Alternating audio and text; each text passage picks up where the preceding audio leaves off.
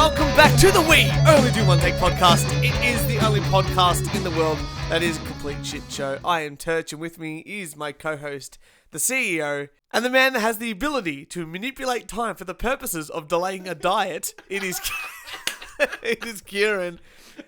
How are you, mate? I am great, and I just want to point out that it's research. So not many people wear an analog clock these days. Sure. And not many people know how to read an analog clock these days due to technology. But there's a trick you can use. You can wind back time. So if you're going to start a diet at midnight, Which is what might happened. and you might be eating a HSP snack pack, and it's got chips in it, and you said you're going to do it at midnight, you just wind back the time 10 minutes so you can eat the chips. So this is it's a very, very good. This is a very rare occasion where we actually went out last night for drinks together, and now we're doing a show the next day. Usually we used to do a Friday or something like that. But yet last night at 12 o'clock, so today as we record, you're officially on keto. I am, yes. Back on keto. Back on keto. I was on keto. I got off keto. I'm back on keto. But at 11:59, your watch was changed to suit the need of wanting more HSP. That is correct. Which is Would a halal snack pack. I solve problems. People ask me, what do I do? I solve problems. No, I'm not big on the halal snack packs. I prefer a kebab over it. I was actually very disappointed because you had a kebab. Yeah. And I thought you would be like, you genius. I can't believe we didn't think of that.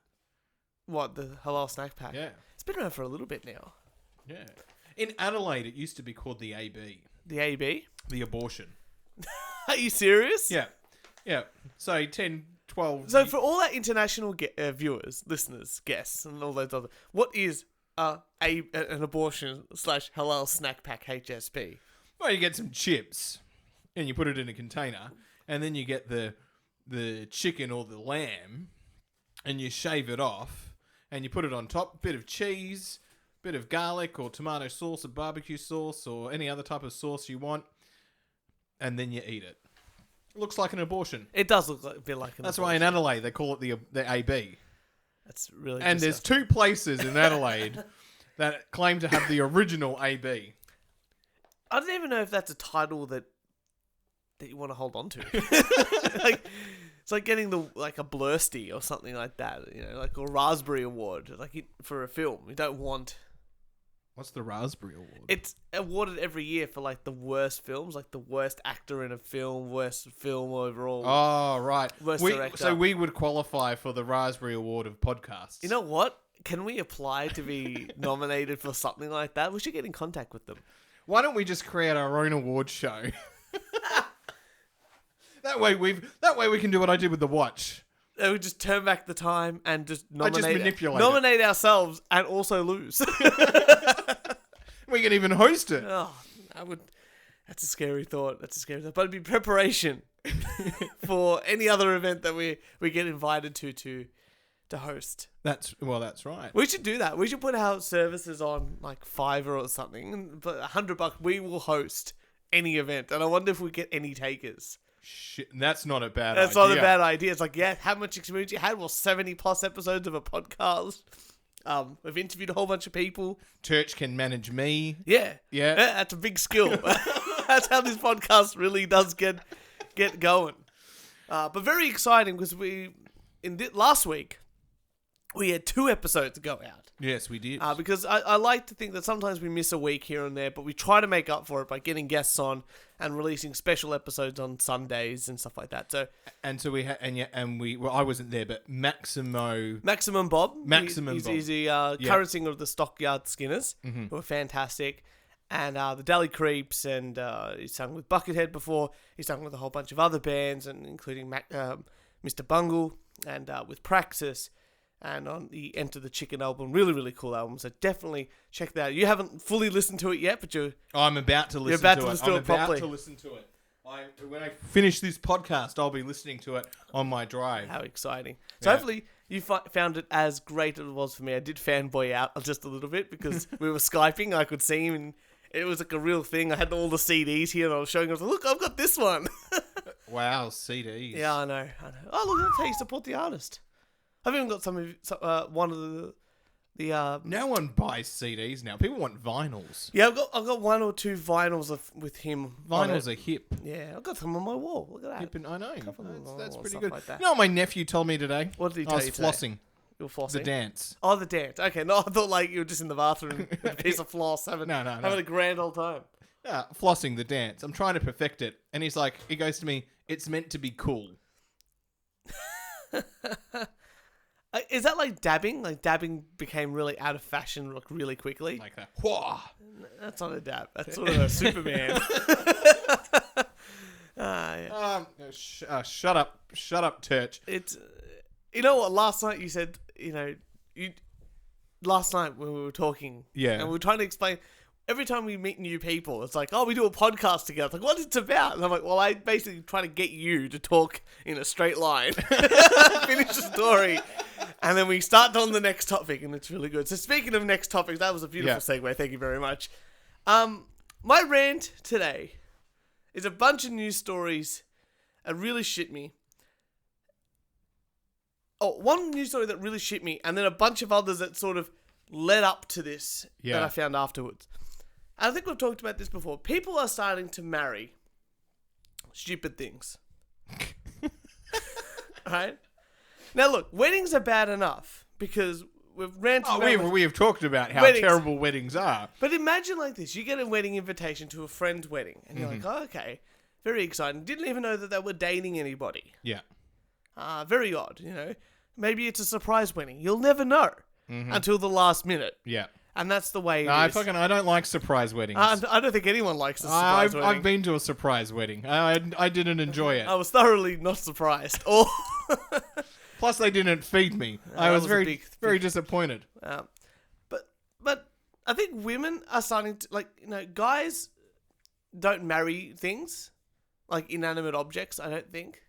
No. They just sort of make sure that they could, guys would be like, yeah, I'm really into sex dolls, and they'll have 10 sex dolls and just fuck the shit out of them, that's fine.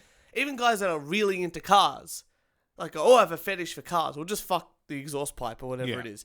Whereas women just go, no, I need to marry this thing, I need to show my love and affection, and show it in front of everybody else. See, guys are screwed, right, when the sex robots, have such artificial intelligence that they start asking for half when they break up. Yeah. At least you can turn them off. Well, maybe there'll be so much AI that you can't turn them off. But yeah, so guys don't care. Guys are just like, I'm enjoying it, I'm having fun. It's all good. Move on. But women are doing stupid shit. And this is one of the articles that started me off onto this thing and then led me to something else. Okay. So the first thing is... What are women marrying? Well, okay. That's what I thought. I knew you'd ask that. I'm dropping notes everywhere. Let's cut that out. Leave it in. It's great. Leave it in. It's comedy gold. Yeah. This woman here is marrying this math student is going to marry her Tetris game. A Florida math student is just months away from walking down the aisle with the love of her life, a Tetris video game. She fell in love for the game in 2016, and not long after losing her first love, a $160 Texas Instruments Inspire CX calculator, who she named Pierre de Fermat, she fell in love with this game of Tetris, which is on the NES. It's like the classic one that everyone tries to get the high score on. Who the fuck's doing the wedding ceremony? Well, that's what I'm thinking. Like, imagine you get, you got a friend. I'll do it. I'll charge her. I'll do it. Imagine getting the wedding invitation. Like, this is your friend. You go, I didn't know she was even interested in anybody, let alone dating somebody enough to go, yes, I'll accept the marriage. And then to happen so quick. Like, I probably saw them only 2 or 3 weeks ago. Yeah. And then the invitation is, I'm getting married. The groom is NES Tetris. Like, what's the gift you even buy them? Like, baby Tetris. Baby Tetris. Yeah, and his baby, he is Tetris on Game Boy. And I just think it's really stupid. So, now you've got a bridezilla who's in love with a Tetris. I can't imagine anything worse. What's the bridesmaid speech going to be? No. We've talked about the bridesmaid speech and what they're required to do. So who is the groomsman? How did this went? Imagine you're a parent. Imagine you're a parent. Mm-hmm. and your daughter's like, I'm going to marry a Tetris. I'll tell her she's an idiot. Yeah, I can't imagine any parent being like, I'm going to walk you down the aisle. But that's, and so this is what she says. She's 35, by the way. She goes, I think Tetris is so beautiful. He calls it he. Mm-hmm. He's about perfection and he stimulates your mind. Physically, I get a feeling that people in relationships get. Then you just know you're with the right one. And then she says she's had feelings for monorails, iPods, treadmills, and then from the 5th grade onwards, the first time I had real feelings was for a Garmin GPS. So this person's just really attracted to inanimate objects. I say good on her. It's not affecting the world. Nothing's going to come of it. Well, I'm just there to exploit the situation. Well, why not? So here's another thing. Yeah. And you were talking about dogs. Yeah. Right. Dogs may be man's best friend, but for one British woman, her canine was her lover. Okay. And straight away, I'm like, they chose the wrong word. Because this is going down the thing of zoophilia. Yeah. Like there's furry shit and guys dressing up as dogs and fucking each other doggy style. I still think that's weird because I think furries are freaky. Even Lana Del Rey thinks that. She came out against them, which I think is very funny. Good on her.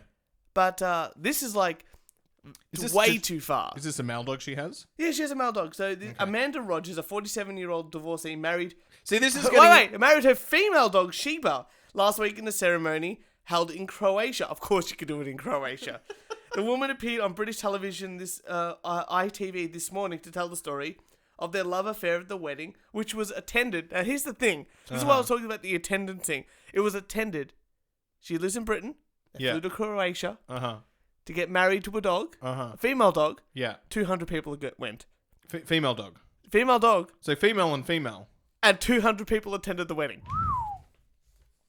Roger said... how's this? Roger said she got down on one knee to propose to 4-year-old Jack Russell and believed the dog's tail wagging meant yes. Everyone who's driving their car right now is palming their face. I can feel it. Like, I know the wedding to... As she says here, I know the wedding to Sheba wasn't real in the legal sense, but it's nice and it's a nice way to mark what Sheba means to me. Like, look, I had my favorite dog, Pepper, and I'm about to get a new puppy, and I'm going to love him to bits because he's going to be the best dog. Yeah. But if Jess goes, I'm going to marry the dog, I'm going to go, great, let's get you to a psych ward.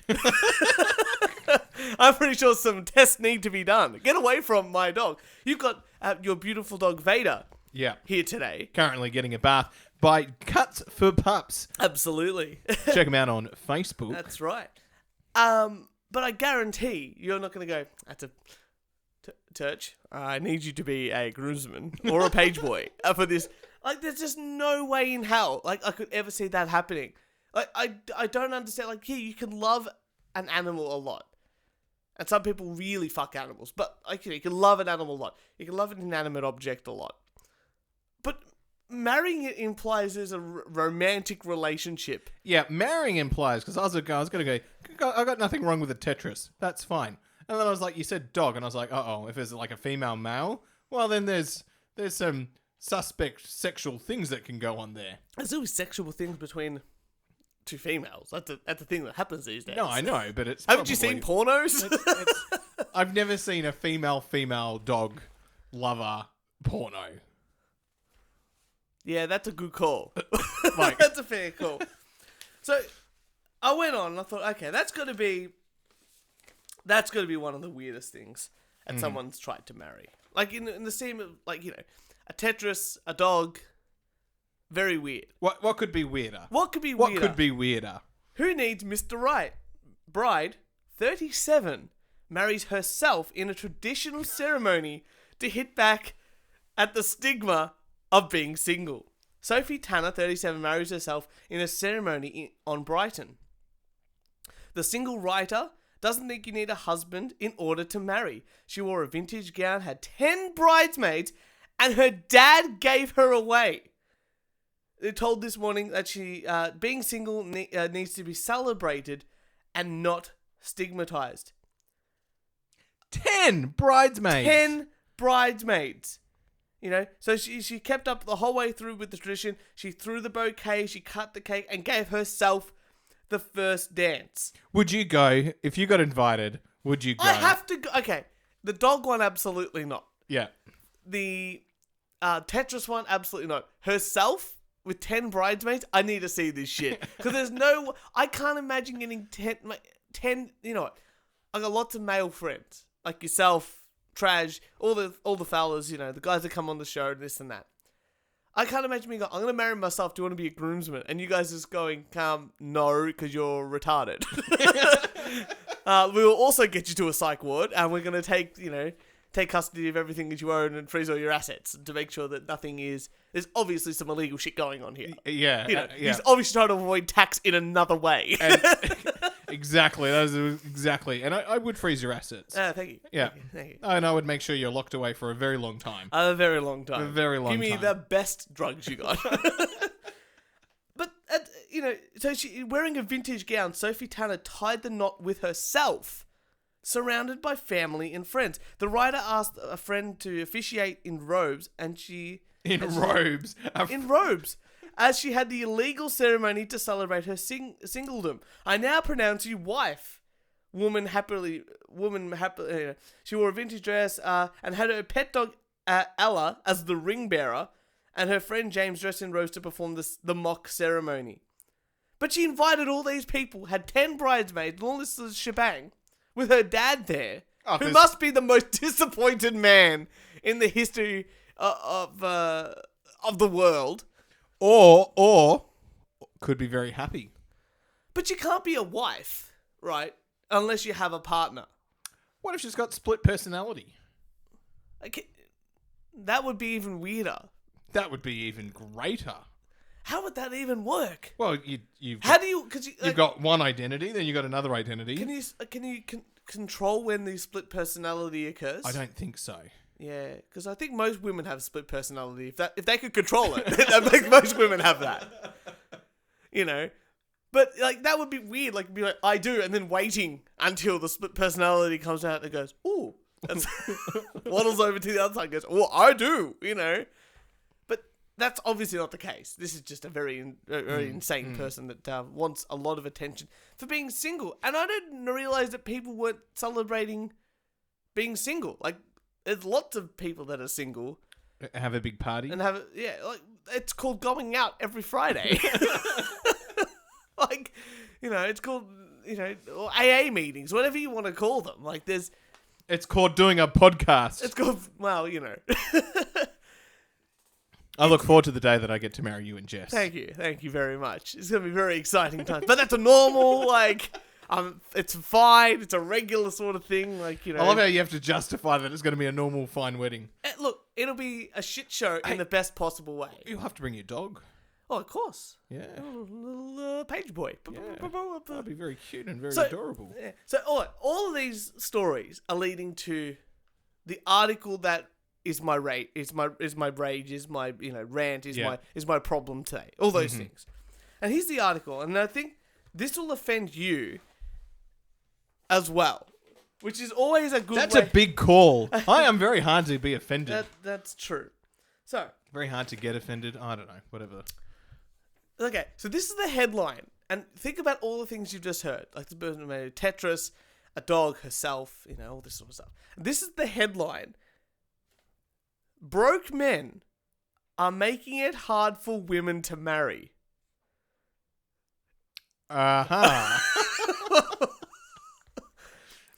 It's not surprising to hear that marriage rates are declining, with millennials reportedly marrying less than any generation before. But while this is due to a host of factors, new research out in the US suggests that some of the decline can be credited to the lack of economically available men. Oh, you're getting upset. Look at you. It's like, I know why Turch want this in. According to the paper published last week in the Journal of Family and Marriage, most single men are unmarriageable due to their place in the current economy of unstable, low-paying service jobs. Most American women hope to marry, but the current shortage of marriageable men with a stable job and good income, is making this difficult, says lead author Daniel Litcher. To investigate the man drought, researchers created profiles of potential husbands based on real husbands as logged in American Community Survey data. They then compared these hypothetical spouses with an actual unmarried men. They made up husbands based on the data logged from 2008 to 2012, 2013, 2017, made 58% more money than the lineup of real eligible bachelors. They were also 30% more likely to be employed and 19% more to have college degrees. It's no wonder they're being snapped up. So basically they're saying that if you've got a college degree and you're making good money, it's very easy for you to get... women want to marry you. Hang on, this is a study where they just made up these profiles. Yeah. And they're just asking them, would you marry them, would you not? Yeah. But based on... that's not valid. But based on economic standpoint as a basis. That's interesting. But it's not. Love is so much more than just... Well, but this is the focus that they're going on. But many... putting love aside, this is where you're going on with this. Lichter says that marriage is fundamentally an economic transaction. Oh, it is. It is such an economic transaction. Many young men have little to bring to marriage, especially young women's education levels now on average exceed their male suitors. So I just think this is pretty average, right? I feel really bad for the guys that are single. I've obviously been in a relationship for a very long time. But women, if you're not making a lot of money, or at least more money, or more educated than a woman, there's very little chance that they're going to see you as a long-term partner. That's fucked. Which is really sad because, some guys just, don't want to do that. Or, are happy the way that they are. But to be even eligible...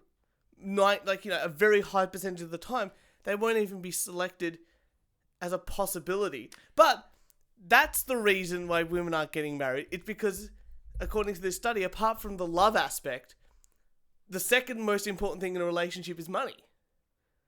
And that's a really sad thing to hear. I'm not surprised. Well, money, you need money. You need money to live. I right? You need money that. to do things. I don't actually think that study's valid. I don't think so either. Actually, I'll rephrase it. It's not reliable. Getting my stats terms right here. It's not generalizable because it's not. Relationships aren't based on just I think they've got more money or not or whatever. Like courting and all these things happen over time, and then you build up the relationship. It's that initial trying to make a connection aspect that I'm worried about because look. A guy could be really great and really fantastic and loving, caring, all that sort of thing. But women are going to make a snap judgment, it seems like. Well, people are already doing that with Tinder and all the other... Of course they are. The other things, these snap judgments. Yeah. But the snap judgments, I think, are closing a lot of possible good relationships that are not solely based on, either sexual attraction or, the sexual attraction, the initial sort of looking at someone... And the fundamental aspect of economic basis. And you know what? A lot of people don't, in a relationship that develops over time, things change dramatically. When Jess and I met, she was making more money than me. But now I'm making more money than her. Yeah. But it's because I was studying at the time and I was doing this and I changed jobs and she changed jobs and it works out the way it is. This is where psychology comes in. Yep. You just use the perception, right? You don't say you're unemployed or you don't have a job. You just say, I'm having a gap year. A gap year. A gap year. I'm focusing on my music. That's a good one for you guys. But you have to play guitar. That's the issue with that one. I play bass.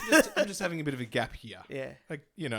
That's probably appropriate. So what is your trick then, Kieran? Because, you're the single guy out of this podcast currently. Yeah. And, I don't look like I'm going to be single forever. But what's the trick? How do you go, since now you're a lecturer, you're making good monies. You're making good government-funded monies. I'm making good federal government-funded money. But there's I could definitely see why this study came about, and there's definitely a correlation between, it may not be the cause of it, and we talked about this sort of stuff last night. it may not be the cause of people not getting married, but I can see it as a contributing factor, and the correlation sort of matches up with that sort of thing. But I think there's also a few other components, right? Marriage historically was the father giving his daughter away to a man who had to work, right, and had to provide. And, you know, what happened to the female? The female basically stayed at home, maybe did a bit of a part-time job and raised the family. Like that's marriage. That's like and marriage is a religious thing as well. It's very much this religions try and own this monopoly over. Well, it was that, but there's also the aspect of, like, you know, by marrying into another part of the royal family, like, it was a higher aspect of like, you know, higher society for trading of land and all that sort of. There's a whole bunch of reasons. I don't know exactly. But I think quickly over the last maybe 30 years, 40 years, and I think it's rising exponentially as well. Number one, people don't necessarily go, oh, I can be in a relationship, but I don't need to be married. And why... why involve the government in such a good time? Why? Because also divorce rates are actually very high. Well, I think it's almost it's about 50%. Yeah, you know, it's 50% of people get married and then they're divorced. So there's this. I think people are just sort of going, maybe it's not something. Why do I need to get married? Do I need to do it? What's the point? I'm not saying if you want to get married, don't get married. Yeah, but it's also this pressure of. Yeah, it's like from a historical point of view. I think people see it as a rite of passage into adulthood, like the next step in a relationship. Yeah, but I mean, one of the other interesting components is when we were 20 or 21. There's no way we would have been living at home back when our parents were our age. Like you would have had a job and you would have been able to move out, and it's just much harder for people. Well, this is that economic sort of sustainability aspect. Can they afford the rent? Can they afford the... Well, it's more than that. Like, or the lifestyle that they want. Well, even like, you know, coming out of university, if you want to go for a degree or, you know, going on to honours, or, you know, let's just say you just want to do a bachelor degree, it's going to take you 3 to 4 years. So you're 21, 22 by the time you could really get a proper full-time job. Yeah. And start actually making money. Whereas... You know, my dad left at Form 3 or whatever it was. He was like 16, 15. And the only people that went back then as well, the only people that went to university were people who were going to become like a doctor. Yeah, or a teacher or something like that. Something that actually needed a degree. I think. Teachers back then as well wasn't a university. It was It was teachers' college. No. My mum did a Bachelor of Arts and then did a Master's. Yeah. But yeah, a lot of it would have been teachers' college. Yeah, exactly right. So you do teachers' college and then you're in. And it's the same with nursing. Nursing's relatively new to university. Nursing just used to be on-the-job training. I'd say about at least 30 years. Yeah. You know, but you go back then. So you were in the workforce. It's a different sort of... It was, I guess, a different culture. Yeah, and I think... Like, coming from a guy that is a millennial, I think we're in the category of millennials where I still feel like a boomer, though. You know. Yeah, I can understand why. I mean, you're talking like a wedding is like 40,000, average weddings are 30 to 40,000 Australian dollars. And I can think of far better things to spend. Well, 40,000. Like, I saw a thing like, diamond sales are down. I'm like, yeah, of course they are, because they're worthless. but like, no one's buying jewelry. Well, yeah, I don't know those figures, but, you know, 30 years ago, you couldn't, even in 1990, 20 years ago, or 15 years ago, for my auntie to fly to Perth would have cost her about $2,000. Yeah. Now you can fly to Perth for bloody $99. Yeah. Like, look how much those prices... We can travel overseas. We can have holidays. People want to go... I want to go to Europe for 4 months. Yeah, that's it. I want to go to Europe for 3 months. $40,000 is like 2 or 3 holidays to Europe. Yeah. With 2 people, you know. And it's like not staying at shitty places. They're staying at quite nice places. Able to eat well every single day and stuff like that. And still come home and still be safe. And I don't know about you, but I also think millennials or the generation are going, I want to travel. Oh, yeah. I want to do all this fun stuff, and I can work and I can do that. Yeah. And I also think there's this other bit of going, we don't want to stick to this 9 to 5 attitude. Well, there's that aspect as well. And there's a lot more sort of like, I want autonomy over what I do with my life. So I think there's a lot at play. There's definitely a lot at play, but I think that, going back to this economic standpoint, and even if you go like the relationship and different goals and this and that, and we're looking back at these 3 cases that I brought up, none of those women... They're all over 30. They're all over 30, but none of those women are marrying because... they're all not marrying men, but they're marrying something else. I know it's like symbolic and all that sort of stuff, but it's just insane to me that they're spending this much of money and other people's time, which I think is the most important thing here. Other people's time. Yeah. Into something that's so stupid. So it's that whole article, just like the headline itself, just went that. How can you blame that as the reason for, the reason women aren't marrying because men are poor. It's like, well, go fuck yourselves. Like, go fuck yourselves. Everyone's poor. Oh, it's all relative. Oh, that's how. You got an article for us? I do indeed. Oh shit. You got it. No, I had it and you've lost it. I've shit. Hang on. That's all right. Well, in the meantime, I'm going to bring back my favourite segment. Alice is going to get me on this. This is a really good article. Hang on. You talk. I need to find this. I'm going to bring this up because this is my favourite new segment of the show. It is people trying to sell shit.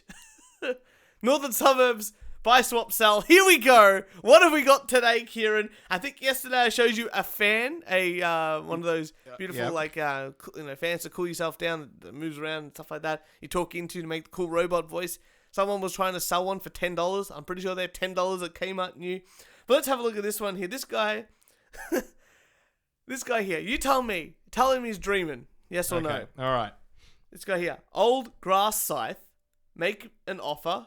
Pick up Craigieburn. Just a scythe. What? A what? A grass scythe. To cut the grass. A scythe.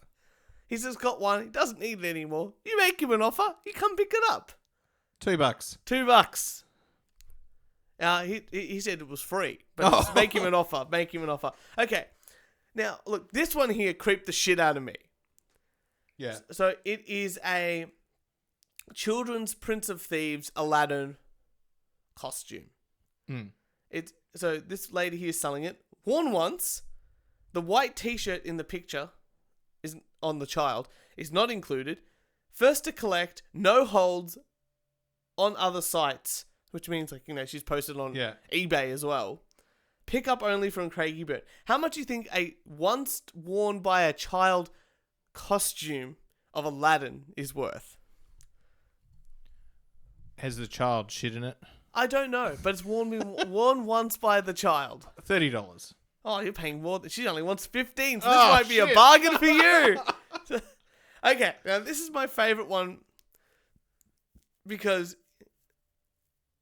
of the picture. Now, I know it's not a visual thing, but I will show you this. So this guy's selling a floor lamp. It's 1.8 meters tall. He's moving house, so it's that. And it's a pick up only. How much is a floor lamp? You think? $10. $10. That's 30. Tell him he's dreaming. But describe the lamp in the picture. Can you see the lamp in the picture? All right, I can see a door. I can see an armchair and a window, and I can see a black stick. That's it. No lamp. No lamp, just the stick. It took me like a minute to actually figure out what the hell I was looking at. A black stick. So very exciting. It's always a whirlwind experience when it comes to the buy, swap sort of things. I'm sure more people got crazy stuff. If you've got crazy things that you've seen on those sort of stuff, make sure you send us an email. At the We Only Do One Take Podcast at gmail.com. Damn right, that's the one. Now, Kieran, have you got your article up here? I've stalled as long as I possibly can. No, I've got my other articles. Okay, I've got my other articles, so that's fine. But I will find it because you'll. I'm intrigued. You will die. Penetration testers. Do you know what a penetration tester is? I know, okay, I'm gonna go. I was gonna make the sex joke, but I thought, you know what, I won't. Mm-hmm. It has to do something with if bullets can go through doors. No. Okay, what is it? No, but I know someone who was not in relate to this penetration testing, but he was a penetrator. But it was a penetrator tester. It was on his business card. It said penetration tester, and I was like, "What the fuck is that?" 'Cause Yeah, I'm just thinking, what is that? and he worked for one of the banks, and I was like, "What is that? A hacker? That's another name for a hacker." Okay, fine. Yeah, okay. The penetration tester. They penetrate. Yeah. I get it. You gotta penetrate. You know, I get it. Yeah. Visualize the arm movement, people. Right in there. Gotta get up and penetrate. Penetration testers have been jailed in an Iowa courthouse break-in attempt. Okay. 2 security contractors were arrested on September the 11th as they attempted to gain access to the Dallas County Courthouse. The 2 employees, from a cybersecurity advisor firm, decided that they would break in to test the courthouse's security. Wait a second. Because they're cybersecurity blokes. Yeah. So they're usually digital, but they're trying to test the actual security. Yeah. So they're trying to knock down the door. No, like the swipe cards and all that. Yeah. Wait, were they hired by the court to do so? Or they just thought, look, obviously we can do it. We'll charge you. It don't throw a brick. Have you ever seen that thing? It's like that someone throws a brick through a window and there's a card on there for a glazier. This is that sort of scam that I'm thinking of. Yeah. Unfortunately, the Iowa State Court officials who ordered the test never told county officials about it.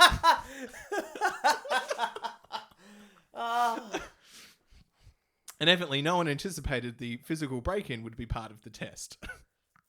That's fantastic. So there's a bunch of guys there with the Google glasses on. They got hacker thing. They got a briefcase full of digital stuff, and they're just trying to deal with a scanner card and stuff like that. Yeah. And these just guys, there's 2 security It's blokes. like Men in Black. Yeah. Mission Impossible. Mission Impossible. You know, but it's 2 nerdy looking blokes. Yeah. Going, now we can get into here. Let me just do this card. Just beep, beep. No. And the security guard just tackled him, fear tackled these blokes in. In jail over weekend. Oh my god. I can't wait for the lawyers of the business to go, excuse me, this is going to cost you. Yeah. But this is an example of the legal risks faced by security testing firms. It's a government worry. A government worry. Well, the government needs to do something. Does it? Does it really? Or does someone just need to tell the other people in the building what's happening? You know, it's like a fire drill. You don't go to 2 people, hey, we're doing a fire drill. Go downstairs at 12 o'clock. Everyone in the building knows about the fire alarm. I turned up to work. you know. Right, I turned up to work. Apparently that doesn't happen. No, it doesn't. Well, if you read we get these big long newsletters sent out every day or whatever with things, and I just glance over them. Yeah. So I missed the fire alarm testing that was occurring. So you went to your car, you came back, and everyone's evacuated. So I was like, I can't remember what was the going rapture on. came, there's clothes on the floor. I had no meetings or whatever. So I've turned up to work at 10:30, or just before 10:30. I've got a coffee, which is, bought from out of town, so people can go, fuck you, you're late. Yep. And you've went out and you've wasted time getting a coffee. Fuck you. But I was like, I don't care. Your Right? government spending at work, people. Yeah. And so I turn up. And I've still got my bag.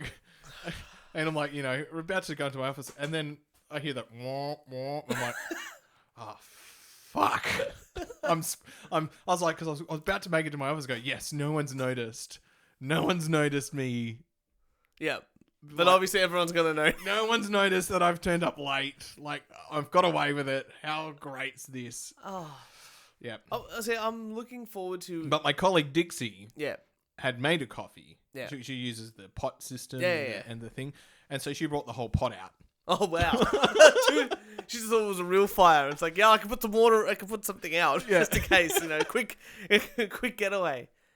I'm really looking forward to when Australians, because American schools are currently doing active shooter drills. So which I just think to myself, imagine you go into you're a kid and you want to shoot up the school, right? And then you go to an assembly and they go, right, we're going to teach you what to do, how to act, and where to go if a shooter is at the school. And this kid's just gone, the gym, huh? That's where you're going. Like, how stupid can you be? Like, yep. Oh, you're all going to be under the desk. Under the desk. Under the desk. Yes. And you're all going to lock the door. How are you going to lock the doors? Oh, you're going to put a piece of furniture behind it. When are you going to do that? When are you going to do that? Oh, that's how you're going to... Like, it's just giving them... It's like telling them, all right, we're not going to teach you how to fly the plane. It's like military strategy, right? Yeah. Is never be predictable. No. But they're telling them exactly how to do it. Yeah, which makes it totally predictable. Like, it's different like on a fire drill. Okay, we're all going to evacuate to a spot. I never understand why they don't have two spots. Because just in case, what if that place is also burning down? Do you still go to the spot that you're meant to go to? Well, we did this fire drill, right? We did this fire drill. And me being a volunteer firefighter knows one or two things about fire. And so where we evacuate, I'm surrounded by buildings.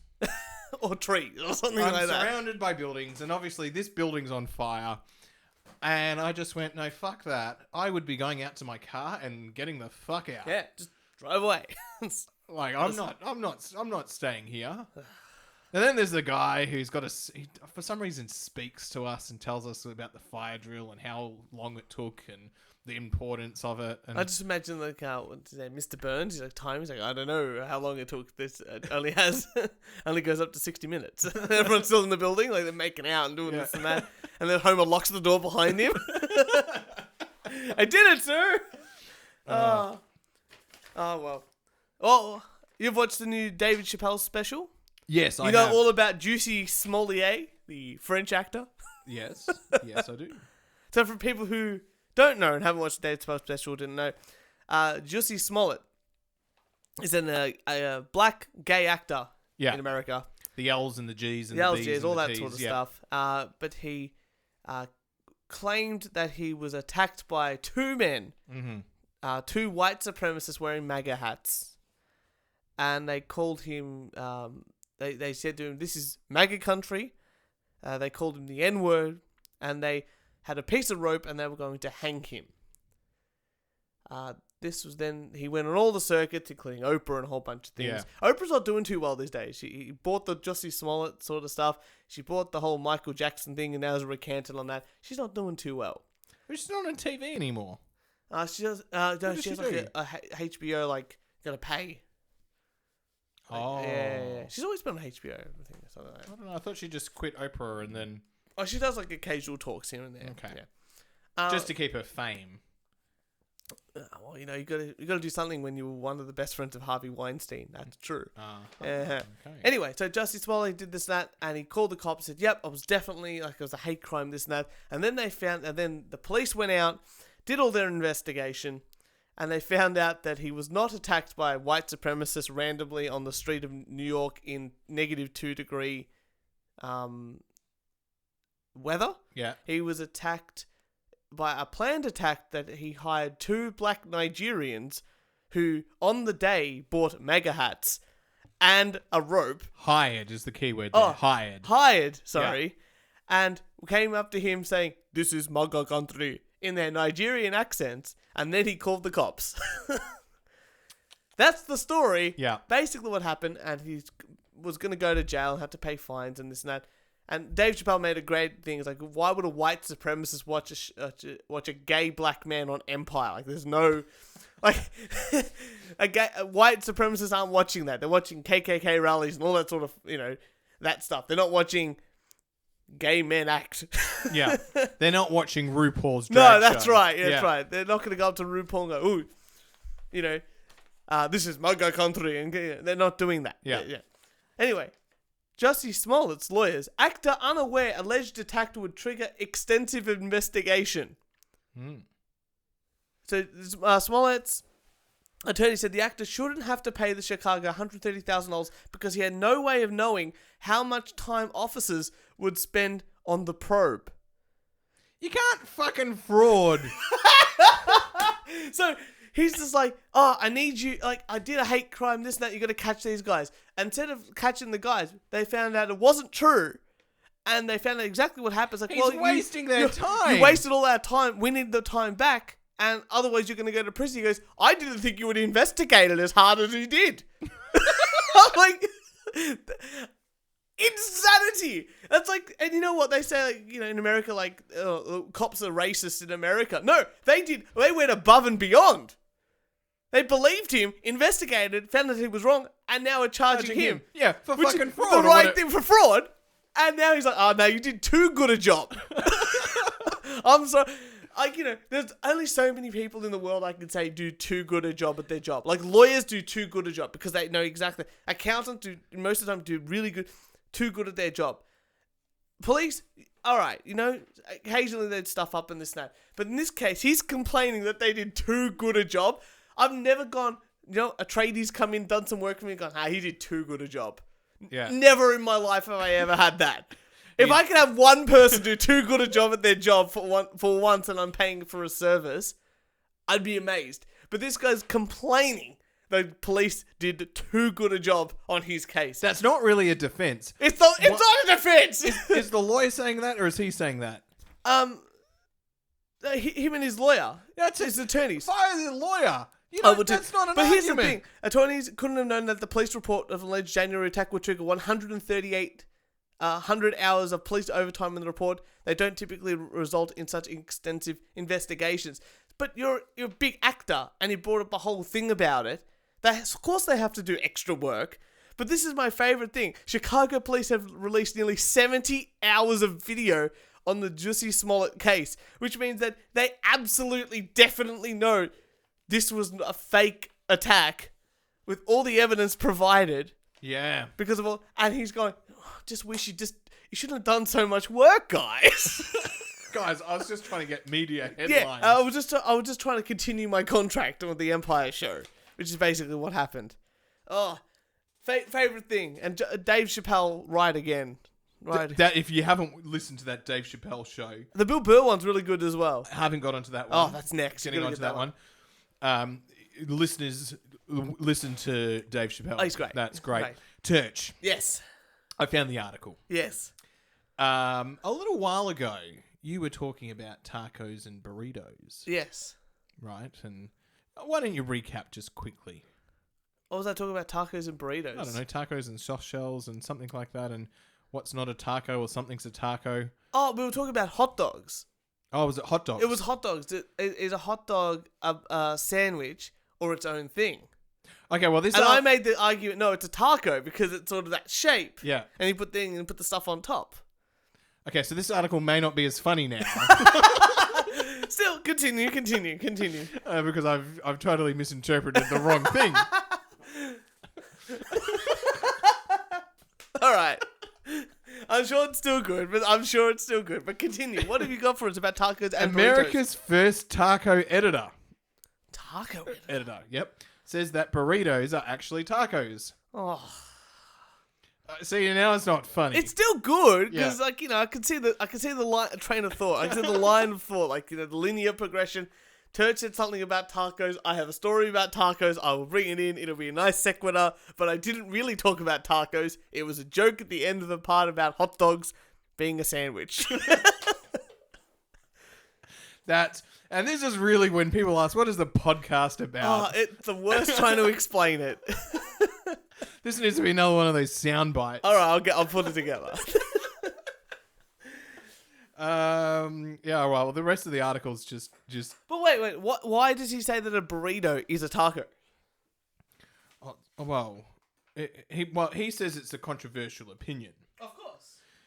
And that there are a couple of books out there that try to explain this.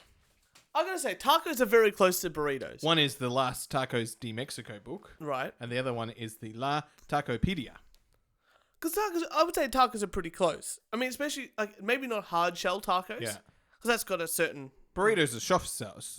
But a soft burrito, a softer taco, like, you know, you sort of hold it that way. But if you folded it up like you would a kebab, then it becomes a burrito, doesn't it? Yeah, well, that's, yeah. I think that might be his argument.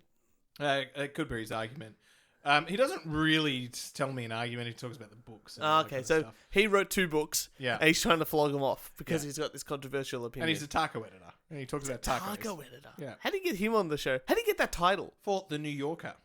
That's a sad day for the New Yorker. Didn't they do Watergate? Was that them or the New York Times? One of them broke Watergate. I feel like the New York Times. Feels like the New York Times is the premier of them. The New Yorker's just like the crap one. I don't know. I don't know. New York is apparently has really upper class, highbrow humor, but it's like in the comics. All right. Yeah, that's how I know. Like, I think The Simpsons made a few jokes about it. Yeah. It's like Homer reads it. It's like, that's not funny. Yeah. Yeah. Well, while I've got the floor. Well, you've got the floor. While I've got the floor, I told you that I have a surprise. You have a surprise. But I couldn't tell you yesterday. Okay. I had to tell you on the show. Okay. What is the surprise? I've been very, very curious. It's kept me up at night. Turch. Yes. We are one step closer to having a Patreon account. Oh my goodness gracious. I've registered. You've registered? I have received the emails. Oh my god, this is amazing.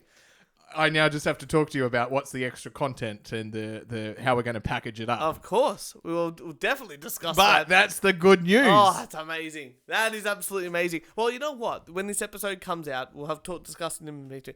But if people want different types of extra content. Well, that's where I thought we need to get some of our listeners. What is some of the extra things that they want? Absolutely. I think we could definitely do that. I've always said we should have a film on and we review the film as the film is going on. Oh, yeah. That'd be pretty fun. We can always get other people in and this and that.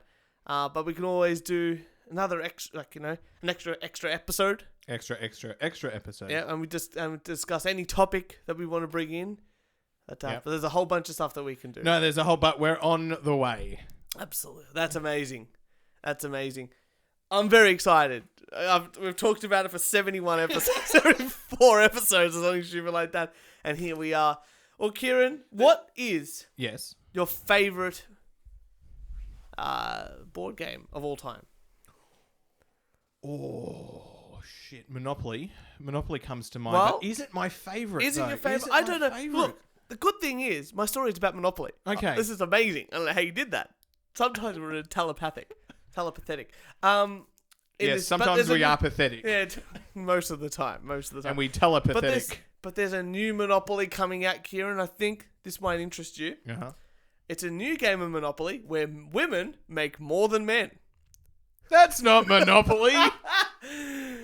One of America's most recognizable board games is getting an upgrade. Hasbro is debuting a new game of a game celebrating women's empowerment, Miss Monopoly. Marketing for the first time in Monopoly history when a new mascot will be featured on the game cover. The twist, in Miss Monopoly, female players will get more money. Unlike the classic game, women will collect 240 Monopoly bucks every time they pass go, while male players will collect the usual 200. The idea is to create a game where women make more than men, the first game to do so according to Hasbro. That's not equal opportunity. So the announcement of Miss Monopoly comes a few weeks after the company received criticism for Monopoly Socialism, a tongue-in-cheek game that sparked debate for its flippant handling of socialism. Hasbro also debuted Monopoly for Millennials in 2018, poking fun at stereotypical millennial trends such as avocado on toast and veganism. That's it.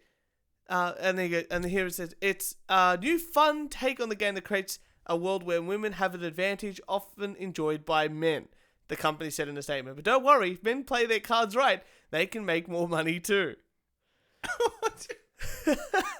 So I had a bit of a look at this. So the banker doles out $1,900 of Monopoly money for each female player off the bat, but only $1,500 to male players.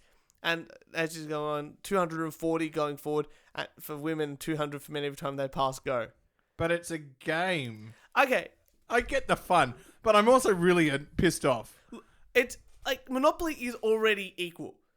Yeah. Like everyone starts off exactly the same. You know, man, woman, child, dog, trans person. monkey that knows how to play the game, all exactly the same, right? And it just comes down to luck. It's with luck. Your dice, yeah, it's luck and then your ability to make a decision making. Yeah, exactly right. I didn't realize that like women struggled to play Monopoly, but they're in the top 10 Monopoly players. None of them are women. So maybe this will help them. But it's very sad to say that at a game that actually is 100% equal. It won't, because I've done this. I know I've done my research. There's an area on the board where you buy. Yeah, of course. Where you land. Yeah. And it's because people are going to get. Wait. What do you think? Okay, so people are going to get jail. Yeah. And then they're going to go from then they've got to go into the jail cells. Yeah. And then they're likely to roll between 1 and 12. Yeah. From there. Yeah. With it, let's say. Well, not 1. They can't. Oh, sorry, really two and sorry. Almost. I would say impossible. Yeah, 2 and 12, right? Yep. But they're probably going to get a 5, a 6, or a 7. So is it like me? You can get the purple properties and the orange properties, that whole street. So those it's are the that ones you bend. want. It's that bend. It's that bend from, into the red ones. Yeah. So you want them to get out of jail, and then they're going to land on your property. But then you also want to get that bend around the corner, like And you want to load up on houses and hotels. That's the ones. That's always my strategy too. That's the danger. Well, look, I just wrote a few little things about this because I can't wait for Trans Monopoly. Yeah, where everyone is subtly changing how much they can get. A game where it's a game in the Trans Monopoly where players need to guess the gender of the people that they are playing with and what pronouns they use, but don't guess it wrong or you'll be sued for discrimination. It's fun for the whole family. But that's the thing, like, can you imagine coming home with this? Speaking of families, like, you come home with it, with the box of it, and you go, honey, kids, round up the kids, we're going to play a game of Monopoly. And as you're reading the rules, your son is sitting there going, this is the biggest fucking bullshit I've ever heard in my life. But are they implying that this is to be even competitive at Monopoly? Women need a leg up? Like, that's what they're implying here. For them to even be competitive, which I think says even more about what Hasbro think. I'm all for putting more female characters in, or just the little icon things, or whatever. Well, look, the sad thing is about this Miss Monopoly is that all the pieces are irons. All the characters are the iron. Oh, no all way. of them. No. But you bought it. I was going to be like, that's shit. That's very funny. That's hilarious if they did that. That's a stereotype they fucked up. Oh, it's just cats. Kieran, you got another article for us? Times like this, I'm glad we're on the internet. Trump Watch. You got Trump Watch. I've got Trump Watch. Oh, mate. Go for it. What do you got for me? Donald Trump. Yep. The president. Yes. Also likely to be the next president. Most likely. I think he'll win. Explains that his distinctive orange is due to fluorescent light bulbs. Good for him. Good for him.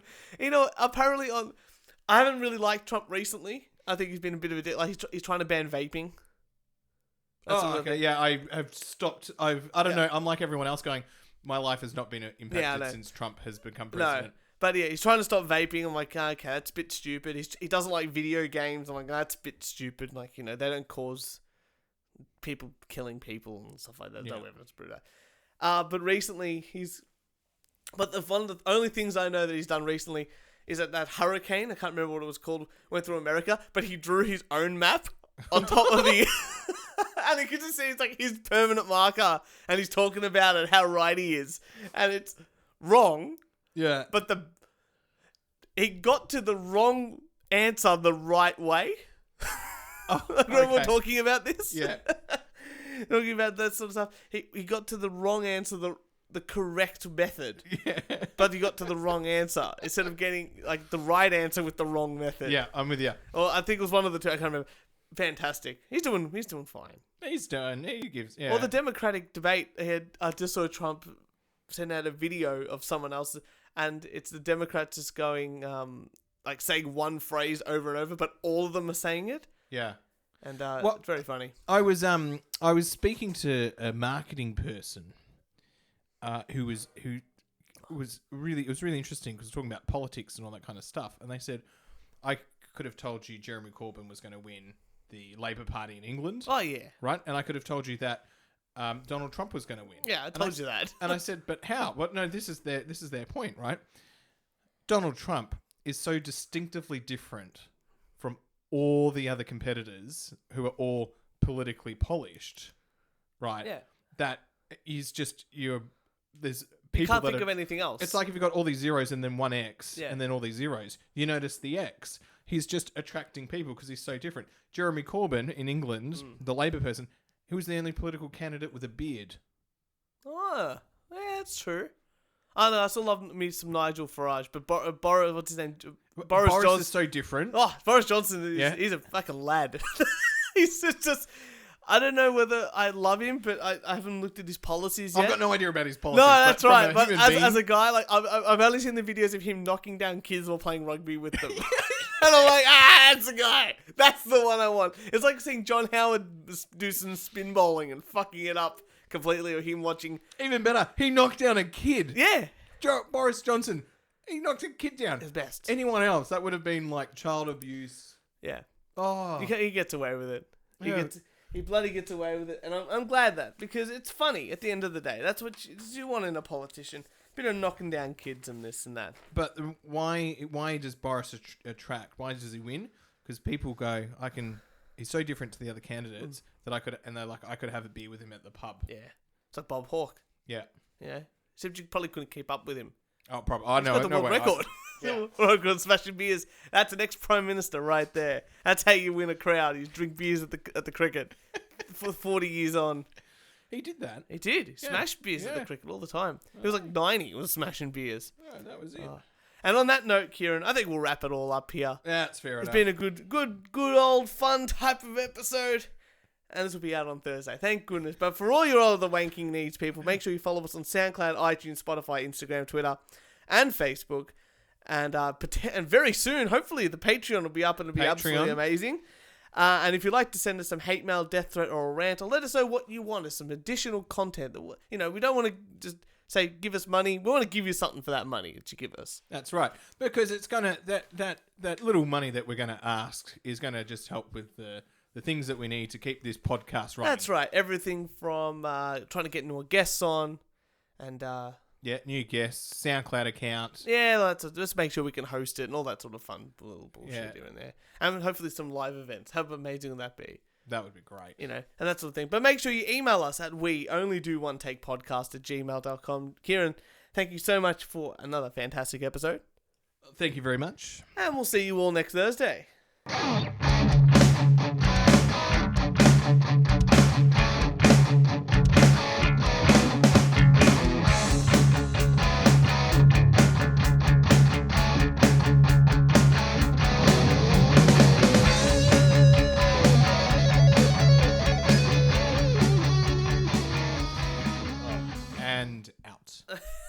Still can't believe you made it. What do you mean? Patreon. Oh yeah. I'm very excited. Yeah, I've been getting emails from them. So I've signed up. I signed up, and then something went wrong. I can't remember. I can't. Something went wrong, but then I had to create a second account, and so I get double the emails from Patreon now. Oh no, That's good. That'll do.